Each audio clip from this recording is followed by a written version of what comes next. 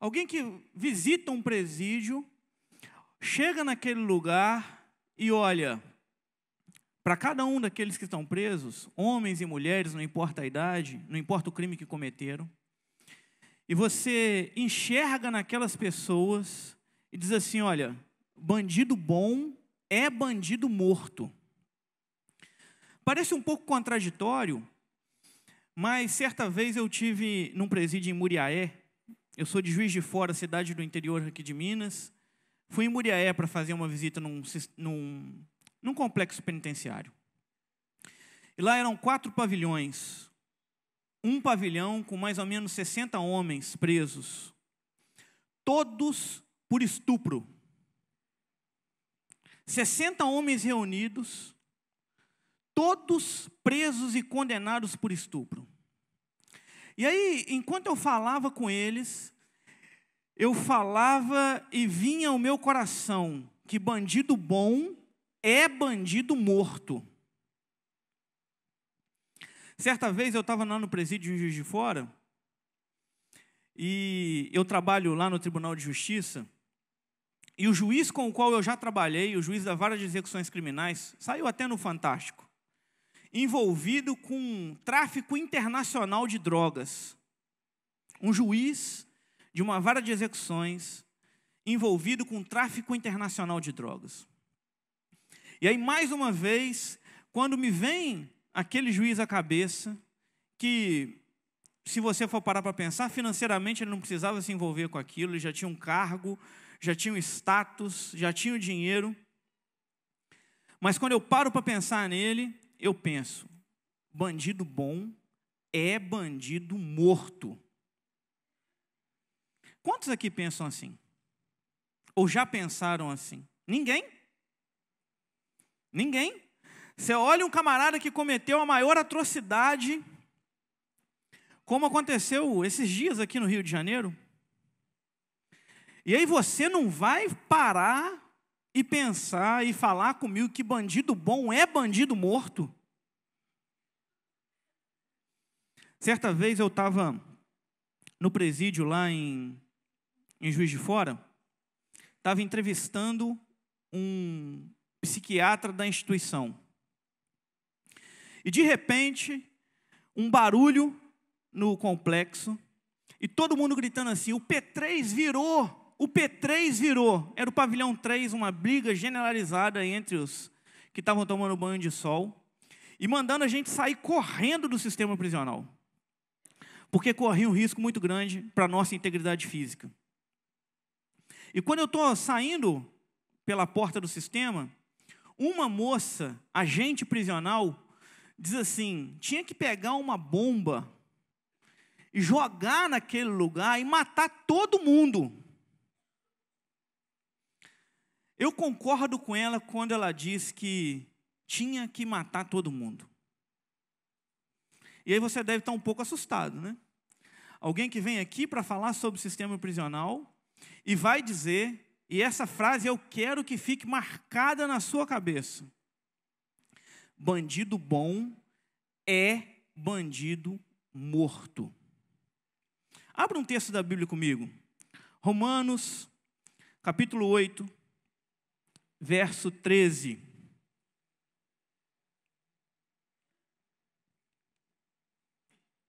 Romanos, capítulo 8, verso 13.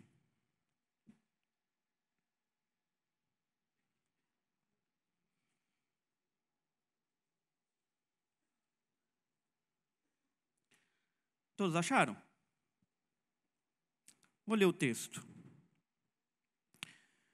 Porque, se viverdes segundo a carne, caminhais para a morte.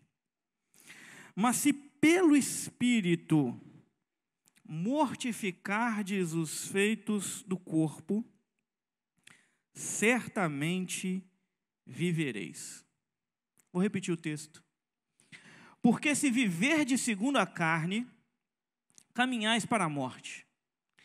Mas se pelo Espírito mortificardes os feitos do corpo, certamente vivereis. E esse texto, quando eu leio esse texto, eu penso que eu quero ser um instrumento de Deus para matar aqueles que estão caminhando segundo a carne. Quando eu paro para olhar esse texto, olhar o contexto do sistema prisional e olho outros textos da Bíblia, eu vou me recordar de um sujeito chamado Saulo, que matava os cristãos, perseguia os cristãos, mas que num belo dia teve um encontro com Cristo no caminho de Damasco. E aí ele agora de perseguidor passa a ser perseguido, porque Cristo muda aquele indivíduo, muda inclusive seu nome, de Saulo para Paulo. E eu queria mostrar para vocês hoje, reiterando mais uma vez, que bandido bom é bandido morto. E eu vou pegar esse texto e ler a segunda parte dele. Mas se pelo Espírito mortificardes os feitos do corpo, certamente vivereis. A primeira coisa, eu olho para esse texto e quero aplicar ele para a minha vida. Eu tenho que mortificar os feitos do meu corpo. Eu tenho que me santificar. Não tem como mais eu viver sentado no banco da igreja, ouvindo alguém falar a respeito de Deus, sem ter uma experiência com esse Deus. Não tem jeito mais. Não tem como mais eu vir na igreja, porque virou moda vir na igreja. Porque a igreja tem um banco acolchoado, muito longe de ser o banco da igreja da qual eu venho, que não é tão confortável quanto o banco dessa igreja. Mas não tem jeito de eu pensar em cristianismo sem que eu tenha a convicção de que eu tenho que mortificar os feitos do meu corpo. Eu tenho que me santificar. A Bíblia diz, num dos textos, o próprio Senhor falando, sede santos porque eu sou santo. Responsabilidade minha e sua, não é? Sede, uma imposição, um imperativo. Sejam santos porque eu sou santo. A responsabilidade é sua de se santificar. Por outro lado, quando eu olho o texto, ele está dizendo, olha, mas se pelo Espírito vocês não mortificarem os feitos do corpo. Ou seja, de quem é a responsabilidade pela santificação? Minha, totalmente minha, porque eu tenho que buscá-lo. Mas a responsabilidade também é de Deus e completamente de Deus, porque eu só vou conseguir fazer isso se for pelo Espírito Santo, pela atuação dele na minha vida. E uma segunda aplicação que eu quero fazer para esse texto é perguntar para vocês: alguém aqui tem algum parente que está preso? Alguém tem? Um parente, um pai, às vezes um filho, um tio, poucas pessoas. Alguém tem um conhecido que está preso? Alguém tem? Quando você olha para a vida dessa pessoa, eu creio que muitas vezes você pensa assim, só Deus pode dar jeito na vida dela. É ou não é? Por tudo aquilo que ele fez, por tudo aquilo que ele cometeu ou ela cometeu, você olha para aquela pessoa e diz assim, é só Deus que pode dar jeito. E a gente cantou alguns louvores falando desse Deus que realiza, que faz. E aí agora eu queria que a gente orasse por alguns minutos por essas pessoas, familiares, amigos, parentes daqueles que estão aqui e que estão presos. Porque se a gente entende que é só Deus que pode fazê-lo, muitas vezes a gente nem pede a Deus para que faça. Então chegou o momento da gente orar por aquelas pessoas que estão lá presas. Elas estão fisicamente vivas, mas muitas vezes estão espiritualmente mortas. E eu queria que a gente orasse agora por essas pessoas, para que Deus atuasse na vida dessas pessoas que estão lá, vivas, mas espiritualmente mortas. Deus, em nome de Jesus, Senhor, nós estamos na Tua casa, na Tua presença. Deus, eu queria colocar nas Tuas mãos cada um desses parentes e amigos dos meus irmãos que estão aqui, que estão presos. Deus, a gente não conhece a história deles, a gente não sabe o que os levou a cometer esse crime, a gente não sabe sequer, Senhor, se eles são realmente culpados, porque a justiça nossa, a nossa justiça humana, ela é falha. Mas Deus, nós cremos e já cantamos aqui essa noite em um Deus que pode transformar a vida das pessoas. E um Deus que de fato transformou primeiro as nossas vidas. Senhor, nós te pedimos, Deus, toque no coração daqueles que estão presos. Deus, eles estão muitas vezes vivos fisicamente, mas o espírito deles, Deus, está morto. O coração deles, Senhor, ainda é um coração de pedra. Deus, estão mortos nos seus delitos e pecados, assim como nós estivemos um dia. Deus, mas o Senhor foi gracioso para comigo, para com meus irmãos, nos salvou, mudou o nosso coração, nos deu uma nova disposição de viver. Senhor, faz isso na vida desses que estão presos.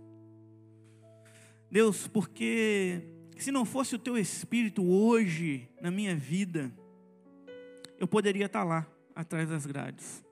Se não fosse o Teu Espírito brecando os desejos pecaminosos do meu coração, para que eles não se realizem, eu poderia ser um deles atrás das grades. Por isso, Deus, toca naqueles corações. Leva, Senhor, a Tua palavra àquelas pessoas, que elas ouçam da Tua palavra. E que a Tua palavra, Deus, cumpra o fim para a qual ela foi destinada pelo Senhor mesmo. Para a salvação daquelas vidas. Para a transformação daquelas vidas. Deus, para que eles enxerguem a Cristo. Esse Cristo ressurreto que cantamos. Esse Cristo que faz o morto reviver. Em nome de Jesus, Senhor. Transforma aqueles corações. Transforma aquelas vidas. E os leve, Senhor, ao pleno arrependimento dos seus pecados. A certeza e a convicção de que só o Senhor pode perdoá-los. E a confiança, Senhor, de que o Senhor efetivamente os perdoa, assim como nos perdoou. Em nome de Jesus. Amém e amém. Mas além de orar, irmãos, por essas pessoas que estão lá presas, eu disse que eu queria ser instrumento de Deus para que essas pessoas mudassem de vida. Porque a gente viu que bandido bom é bandido morto. Não morto pela milícia, mas morto para suas vontades de pecado. Mas como eles vão saber que existe um Deus que os ama, que os perdoa? Porque quando a gente olha para um sistema prisional, ou olha para o pessoal que estava perdido nas drogas, por exemplo, que muitos vão aqui louvar o Senhor com coral, a gente tende a se imaginar melhor do que eles. Porque eu não estou preso. Eu era certinho. Eu fazia a minha faculdade. Eu não tinha problema. E a gente tenta olhar com ar de superioridade. Porque a gente era melhor do que eles. Como se fôssemos melhores do que eles. Mas a gente não é. somos todos pecadores, todos. A Bíblia diz, todos pecaram e destituídos estão da glória de Deus. Todos, absolutamente todos. Só que creio que nós que estamos aqui, fomos alcançados pela graça. E nos tornamos vivos para a glória de Deus.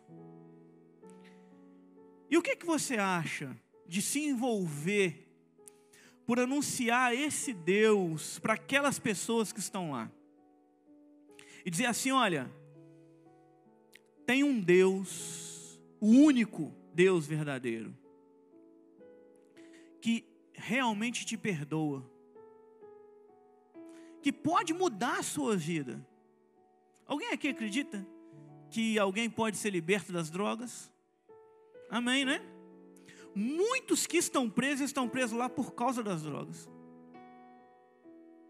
Alguém acredita que Deus pode transformar mesmo o coração de uma pessoa, qualquer que seja ela? Eu tenho um dado para falar com vocês, o Fernandinho Beiramar. Vocês sabiam que faz um curso de teologia? Depois que ele foi preso? Fernandinho Beiramar, fazendo um curso de teologia. E eu vou dizer que o Fernandinho Beiramar não pode ter tido um encontro com Cristo? Ou no mínimo que ele não possa estar querendo ter um encontro com Cristo e ter sua vida transformada? Claro que não.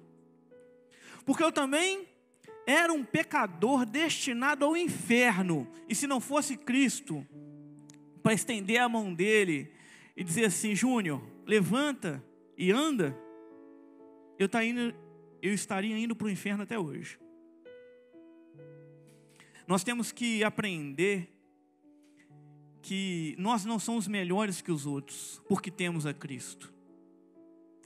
Nós temos que aprender que a gente tem que tomar coragem, vergonha, de ir até aquelas pessoas que precisam. Porque anunciar o evangelho para o milionário deve ser muito bom, muito tranquilo. Você vai na casa dele, come do bom e do melhor e fala de Jesus para ele. Às vezes falar de Jesus para alguém que é um conhecido nosso, mas que tem a mesma classe social, que entre aspas não fez nada de errado, é de certa forma confortável. O difícil é a gente se envolver com gente como a gente, com gente que de fato está inundado na lama do pecado, inundado.